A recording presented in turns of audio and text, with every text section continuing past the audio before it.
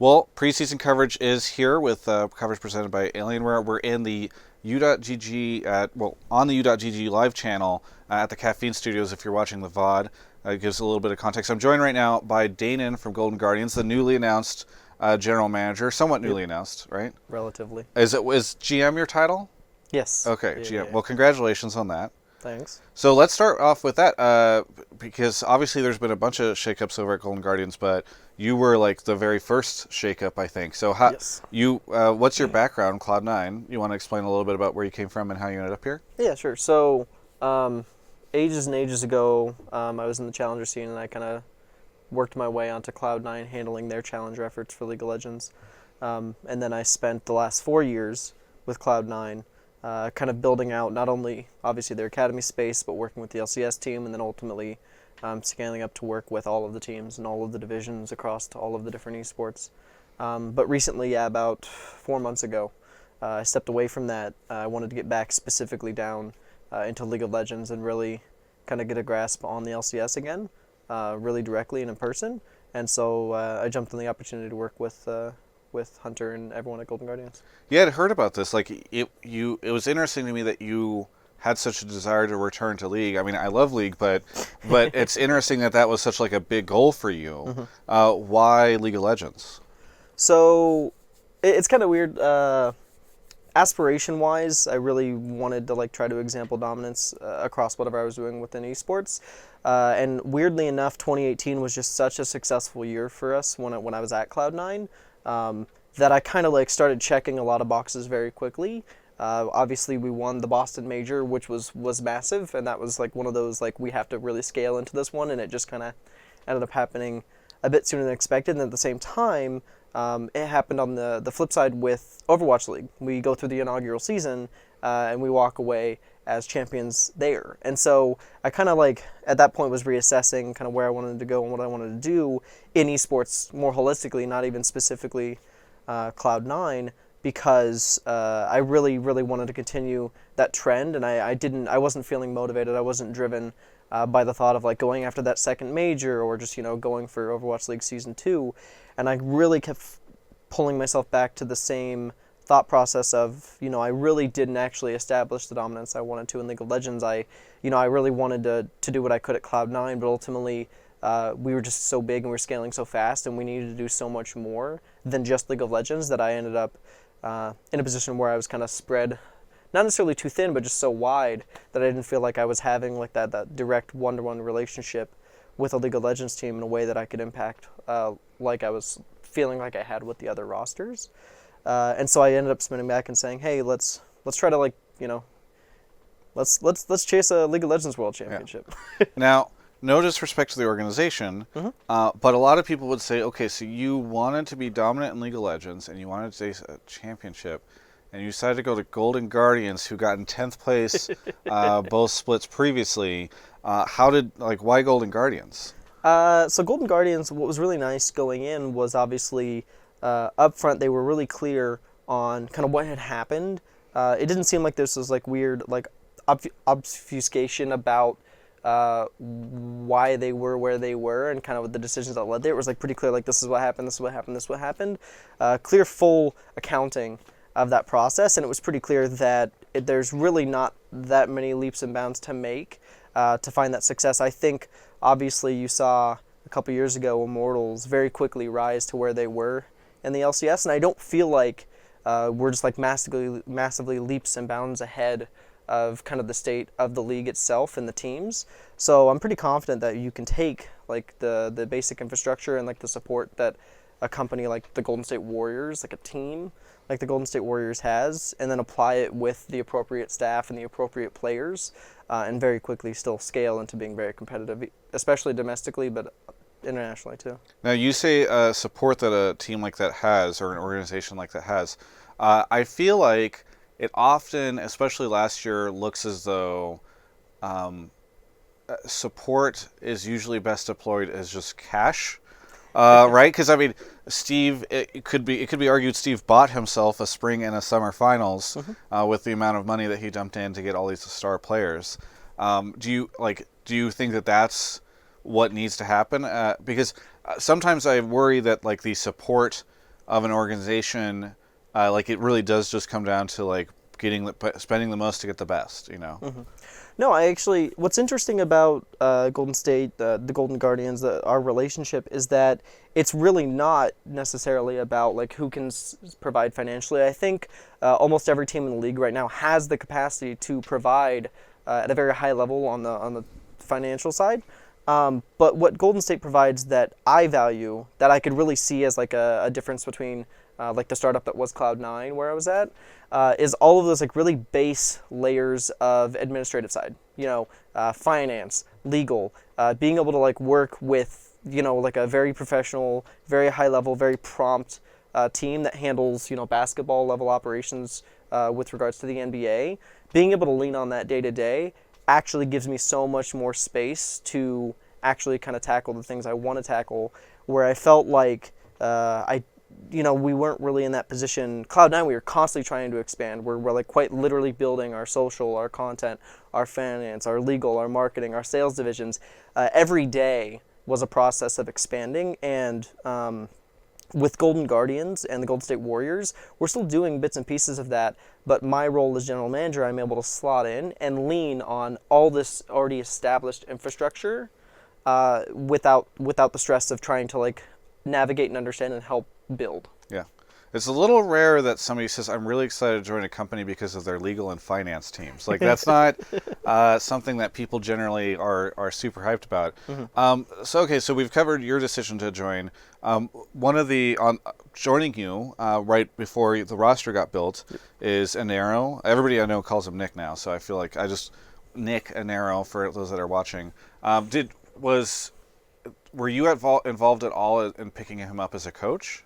Yeah, absolutely. So it's actually interesting. I don't know if we've provided this insight publicly yet, but he had actually applied for the general manager position at Golden Guardians initially. So you were competing against him? Yeah, exactly. And then you made him your vassal afterwards. That's how that works? It's like, okay, you can be the coach now that I've gotten the job. Well, we'll call it that, but no, I think it was more like one of the things that had held me back from taking the leap back into League of Legends, and honestly, this was like something I was struggling with esports in general, was I wasn't super happy with like the state of coaching. And that's not like a League of Legends comment, that's like just an esports comment where we really haven't matured yet to the point where we have kind of the coaches that I would feel have the capacity to coach in the way that I think it should be done in esports. What was really interesting though was Nick stepped away from Echo Fox, and kind of through that, I ended up meeting him at the LCS, because honestly, Nick and I didn't really have a relationship prior to after he'd left Echo Fox earlier in summer. And it was pretty clear to me when I started talking to him that he was a different style of coach than I think everyone else I'd really interacted with. And that he had a lot of the attributes and a lot of like the personality that I was looking for in someone who could have like very direct, very clear impact on players. And so, like, basically through those conversations, when I found out that he was also applying, it didn't really have any bearing on kind of his role as stepping into coach for us. It was really clear to me when we started talking coaches, I was working with Hunter, I was working with Kirk really closely, that Nick was, by and large, going to be the most attractive person on the market. We still spoke to quite a few other coaches and tried to really understand, because we were also going to be in position to look for that assistant level coach. And maybe even expand a bit further. And so we still had those conversations, but yeah, no, with Nick it was pretty clear, like we really wanted to work with him, and I stepped into GM and immediately was like, let's go with him. Yeah, and you said as we were setting up that because for me it's hard to gauge the strength of a coach. I think for a lot of people it's like, unless you're part of an organization, it's hard to understand, like, are they really good at helping players level up? Are they really good at helping on just sort of like facilitating the practice schedule and that kind of thing? But you were saying that it's been actually really good working with him? It's been fantastic. Like, I think, there's just, he's very confident. He's very concise, which is something that I think people tend to undervalue. With an esports coach, the players, you really have to, one, command respect, but two, you really have to like make it worth their time. I think a lot of players, especially the veteran players, have been kind of jerked around by the growth of esports. Like, that's not specifically anybody's fault, as much as that is just like an organic byproduct of the system. Like, over time, you're going to bump into staff and coaches who don't end up commanding that respect. he comes in day one being able to do that and being able to very quickly and efficiently make it clear what he's trying to work on with a player and make it clear like what they need to do to make progress on it. Basically being able to hold them more accountable than we have in the past. Yeah. And so then you guys had to basically rebuild a roster, right? Yep. Clearly the one that was there before was not going to bring you any success after that first year. So what went into building all that stuff? And where did the responsibilities lie in terms of choosing the players? Was that on with Nick and Arrow? Was that with you? How involved were the rest of the Golden Guardian staff? Like, what did that whole process look like? I like to try to keep it a pretty holistic process. Like there was definitely a lot of hands in like where we were going and how we were doing it. Ultimately, obviously, my decision making is what we really wanted to lean on. That was a lot of the point of being able to step into somewhere like Golden Guardians where they were poised to do really good, like a really hard reset. Yeah, did they give you complete control? Were they you get to do whatever you want? Yeah, absolute autonomy. That was something that it was really nice because it was really clear that they were going to respect me for that, like very upfront about it. Like this is something we really want, really need. They want to mirror that general manager role from traditional sports, and so like a lot of this was about trying to give me the opportunity to pioneer that space in a very clear way. And so yeah, absolutely, that was definitely where we ended up at. But obviously, my process isn't just about me and what I want to do as much as it is understanding the staff beneath me and the staff above me and how we can make sure to bridge all of our goals together to make not only a competitive roster, but just like a generally successful roster in sports entertainment. Yeah. Okay, so then, so you end up there, you've got an Arrow, you guys have to go build a roster. What was that whole process like, and how did you arrive on the players that you ended up with? Roster building is always, it's weird. Like, if it was any other time of the year, it wouldn't be super stressful, I'm going to be honest. Like, it's pretty clear, I think, the teams all work pretty well together and like communicating their goals and what they're trying to work on. And so there's not like a lot of infighting or there's not too much chaos on that front. The struggle though is that the roster lock period, like when it unlocks and like the timeline you're kind of on to like get your roster at least like mostly locked in is over that American Thanksgiving break. Yeah. So there's like a lot of people, even Golden State Warriors, for example, people out of office because it's quite literally holiday season. So adding that stress was a little bit chaotic, but overall, I think that the process was pretty straightforward. I think we knew well in advance of rosters unlocking kind of like where we were going to lean and who we wanted to talk to. I think a lot of it had to do really for us with patience. I think a lot of teams had like preconceived notions of what they were going to try to do, and then they just jumped on it and did it and kind of maybe are now finding out like, oh, maybe we should have thought about it a bit more. But I think in our process, we were very, very flexible. Like we adapted really well throughout the entire process of recruiting players. Like we had a really clear message to them what we were looking for so that they could come back and explain what they were about and like whether that was going to align with our goals. And so the actual process took less than a week to build out what I think is going to be a really stellar roster this year. Yeah. So let's talk about the players that you brought on. Obviously you had contracts and definitely stick around. Mm-hmm. What was the decision to keep them around? Because potentially you could have swapped them out for other players as well. So this is going to be interesting because I think a lot of people are really convinced, and it's fair to on the back of like what Hunter said last year and kind of like the overarching goals that Golden Guardians shared publicly was they want that youthful, they want that domestic talent they want to be able to build, and that's obviously correct. That's still there.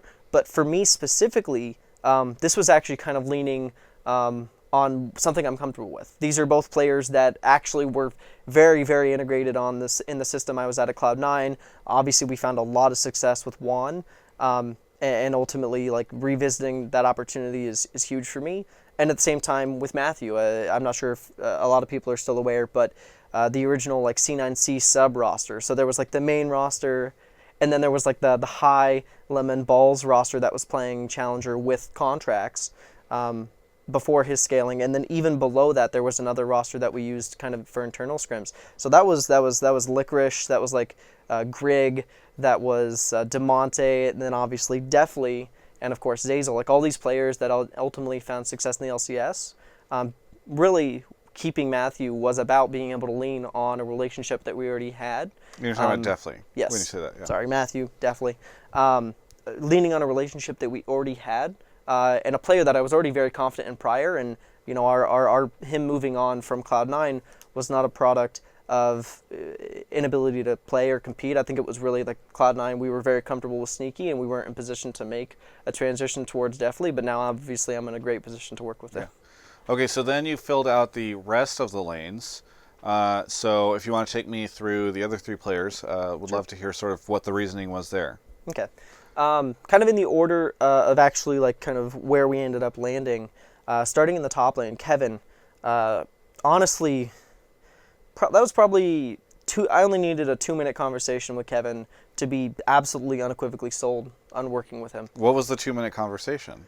Just trying to understand like the challenges he had faced at TSM and trying to navigate and understand like what he's looking for moving forward. I think something that we were able to do that really attracted him was provide like really high level infrastructure. We have an entire office built out. We're moving into that in about 2 or 3 weeks. Even then we did a temporary office space that is probably 80-90% of what our final space is going to be. That feels really very, very solid, very professional, very appropriate for what we're trying to do. Providing separate player housing. We have just very nice upscale apartments. Each individual room for players. There's no more than 2 or 3 players per apartment space. But it's all still very like wrapped in together, so they have that capacity to interact, but not the necessity. It's not like this required overbearing thing. And then simultaneously on the staff side, I think being able to very clearly have roles on the staff side when it comes to like our head coach, I was already able to, even though we didn't have these hires in place yet, outline to Kevin what like our assistant coach for LCS was going to look like, what academy was going to look like, what our academy management system was going to look like, how the 2 teams were going to interact, and then on top of that kind of really explain that support that Golden State provides, that I think TSM in that same vein of Cloud9 and their position where they're scaling and they're constantly expanding, like Kevin was aware, he was there for a long time and he had a lot of insight to see and understand kind of where that stuff was impacting him, and I could make it really clear like this is something that Golden State provides, that there's not a question, there's not like we're waiting on it to figure it out. It's all very clear and outlined. Okay, so then in the mid lane. Yes. Henrik. Yeah, and this is an interesting one for me.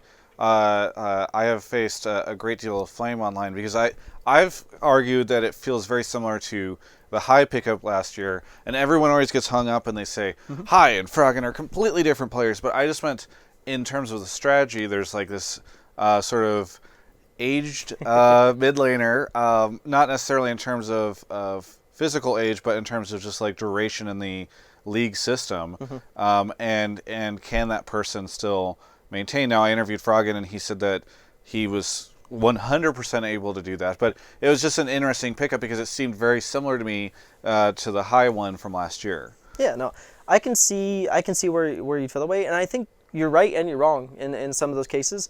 I think with regards to what we want him to bring, absolutely, we expect nothing less than what I anticipate Golden Guardians was looking at of High. I think we also hold a much higher standard for what we're expecting him to bring along.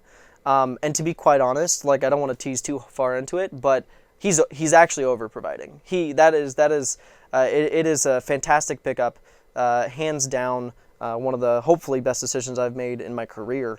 To actually kind of maybe overreach a little bit and try to work with him. I think a lot of teams didn't spend a lot of attention talking and trying to understand kind of where he was at and why. I think what's really interesting that I don't know if anyone's leaned on, but Golden Guardians specifically has a ton of perspective on Froggen that a lot of other teams didn't. So they wouldn't know why there's this value, why it would make sense for us to work with him. But if you remember back, an arrow came from Echo Fox. Yeah. The last team that Henrik played with was Echo Fox, and we were able to really deep dive that relationship, one with him in an arrow, but really deep dive his relationship with Echo Fox and kind of what happened and why he went from his arguably greatest season as an individual player to effectively unemployed for the better part of a year.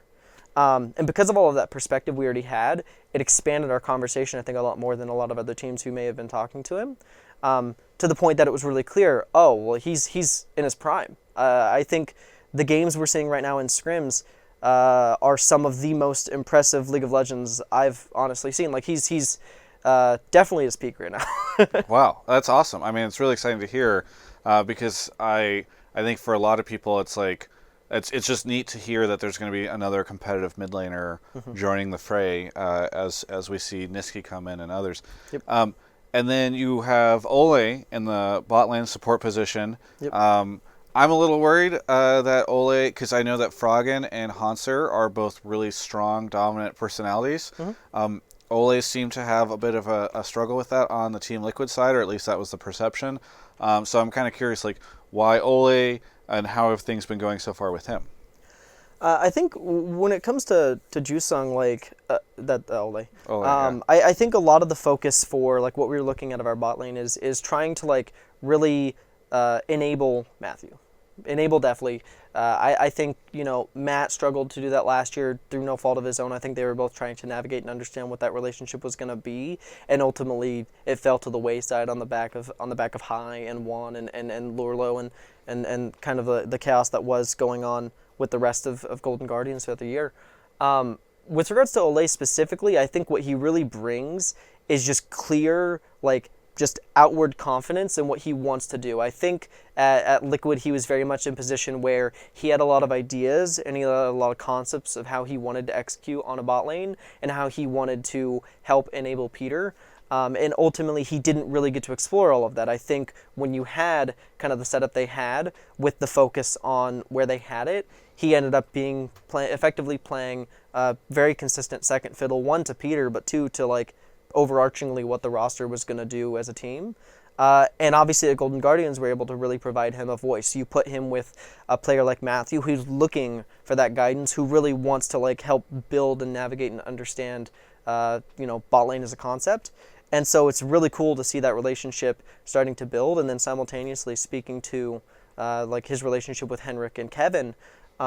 Really, there haven't been any issues whatsoever. I think everybody comes from a lot of the same place. I think Kevin on the back of his departure from TSM, Henrik still on the back of his departure from Echo Fox technically, and then ultimately Ole from Liquid. I think they all understand very well. They can relate very quickly. Almost to the point, like we've been joking around, calling it like the Revengers, like the setup where we really have the perspective of like not necessarily being directly snubbed, but feeling either in some capacity underappreciated or not respected enough to maintain their position. I think they all very quickly can bond over that, and I think we're seeing that right now. Well, how are scrims going so well so far? You mentioned that Froggen is playing well, but how's the team overall? Fantastic. I think it's really interesting because, again, an Arrow brings something really unique to the coaching space. We're doing a lot of like super exploratory stuff in scrims. We're talking and trying to navigate different formats for how we scrim. We're still doing some stuff internally with Golden Guardians Academy because of the initiatives we took in changing that roster. And so what's actually happening is we're spending a lot less time doing what I think teams used to do, where they were really focused on, let's find that success in scrims, right? Let's go in, let's mock LCS draft and try to like really tackle raising that win rate up in scrims. I don't think we really have a focus on that. I think every single game for us has really been a process for getting better. I think we've really gone into games very specifically taking drafts we probably wouldn't take 100% of the time, or choosing something very exploratory to better understand the game, either for an individual player or for a specific space that we're trying to cover with regards to style.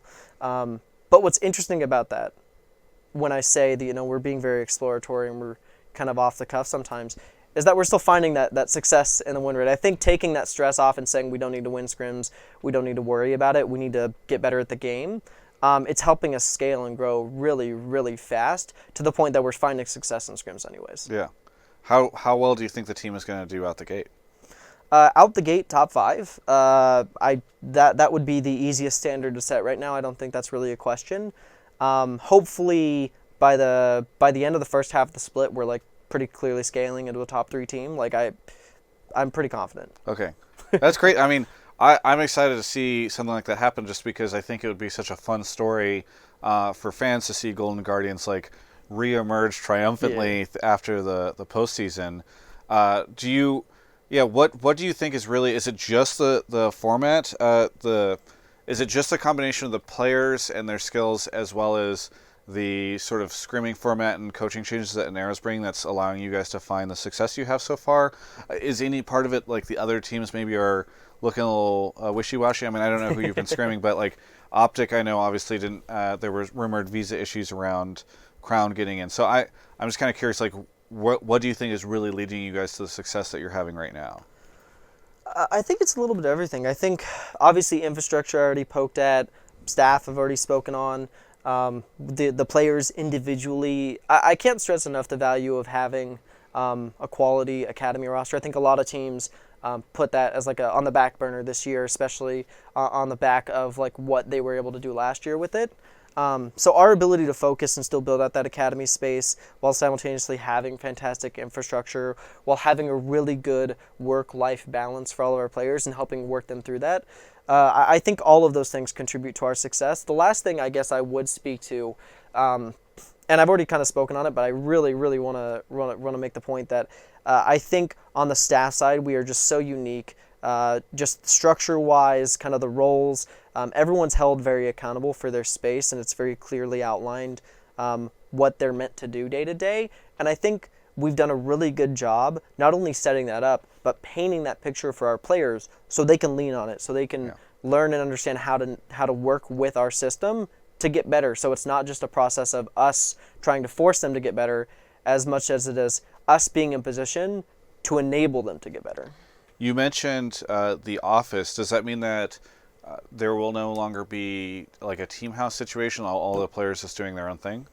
Yeah, exactly. So as it stands right now, we closed down the team house. We have a temp office right now. We're bumping up to our official office here in a couple weeks, and then simultaneously the players we helped them transition into apartments just right across the street from the office. It's a very convenient location. The gym is in direct proximity to both the living and the work environment. Obviously, we got a Starbucks nearby. I think like all of the little things came together really well to make it clear that this is like work and this is life and this is where the disconnect Are they is. living together in the apartments? Some of them, yeah. Okay. But I really wanted to give them kind of the autonomy on that. Yeah. And so we allowed them to elect how they'd like to have the apartments set up. Who's living with who? Okay, so really interestingly, it had to happen. Palafox Christian really wanted to live with Henrik. Okay. Because he wants to basically, be understudying Froggen because he finds that valuable, and obviously, who wouldn't? Then Juan and Ole, interestingly enough. Honestly, that's just because Ole wants to live with a cat, and Juan wants to get a cat at some point, so it just had to happen. And then for the kind of like the three remainders for that specific building we're in, we have Matthew, Deftly, and then we have Anthony, that's hard, and then Kevin, so Hanser. Okay. Those three are in an apartment together. And then we're in the process of transitioning. The remaining three Academy players have a prior lease at a different apartment. We're working on moving them over right now, but that would be Sheep, Benji, and Zig are Gotcha. offsite. Well, I'm going to take some questions in the chat in a second, but is there anything that you want to speak to just more broadly? Obviously, we spent a lot of time on the roster and the players, but just like Golden Guardian initiatives for this coming year. I'm sure some of that stuff is outside your wheelhouse just because you're more focused on, obviously, the competitive side, but any interesting stuff coming this year generally from Golden Guardians? I think you'll just see kind of like an elevation of quality across the board with regards to I think everything that you see like publicly interfacing. You'll see a lot more commentary from the management side with regards to myself speaking or Jonathan, our academy. He's my assistant general manager.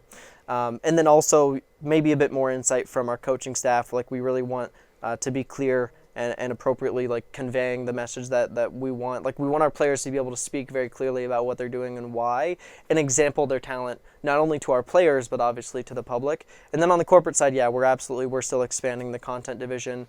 We're expanding a bit more of like the creative side and trying to do more Golden Guardian specific stuff here in LA.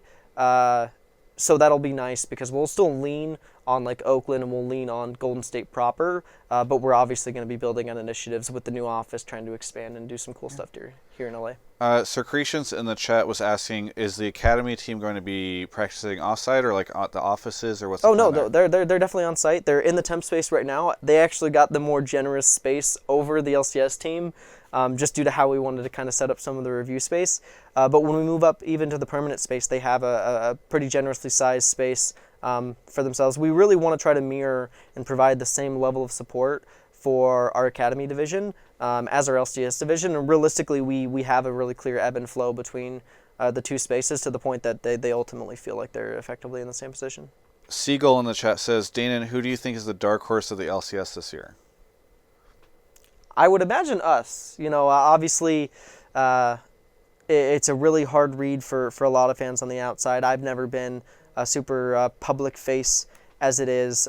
You know, people don't have a lot of perspective on, and Nick didn't share a lot of his perspective on his departure from Echo Fox. So I think it's a pretty hard read for fans, and we're going to try to do our best to kind of clarify like what's happening, why, and hopefully example of success. Yeah. Looking for any other questions from the chat. Siegel followed up by saying, you guys have Frog and Hanser contract Ole. I didn't mention definitely, I'm not sure why, but arguing that maybe, you know, with that lineup, obviously you guys should find success over the course I of like this to year. call the roster is four Worlds attendees and a definitely. Yeah, very good. Well, actually, I guess that's true. I hadn't even really thought about it that way. All right, so we can wrap stuff up. Is there anything? This is your camera right there. If you have anything you want to say to any of the folks out there about Golden Guardians going into this year, or any kind of messages, now's your chance. Yeah, obviously, I need to thank all of the Golden Guardians fans who stuck through this offseason to try and see what we could put together. Really excited about that. But I also do want to speak to all the fans, I think, that followed us over from all the prior teams. I think the fans that followed Kevin from TSM, the fans that followed either Juan or Matthew from Cloud9, E United, kind of the space they'd been in, Golden Guardians last year, Henrik from Echo Fox, his prior work with EG, even obviously Ole from Liquid, Nick from Echo Fox, myself from Cloud9, all the fans that have kind of effectively come together on the back of just this crazy offseason shift. Thank you so much for sticking through, and I'm really excited to show you what we put together January 26th. By the way, final message here. Odie in the chat said, not a lot of people know that you were on Dignitas at one point in time. Good luck this season. That was his message to you. Thank you, Michael. Yeah. How are you doing? Well, I'll let you guys follow up off stream. Thank you so much for coming into the studio today. Really appreciate it, and looking forward to seeing, honestly, very much looking forward to seeing what happens with Golden Guardians this year. I think it's going to be really exciting. For everyone else, you can check out the rest of my coverage of all things esports right here on my YouTube channel.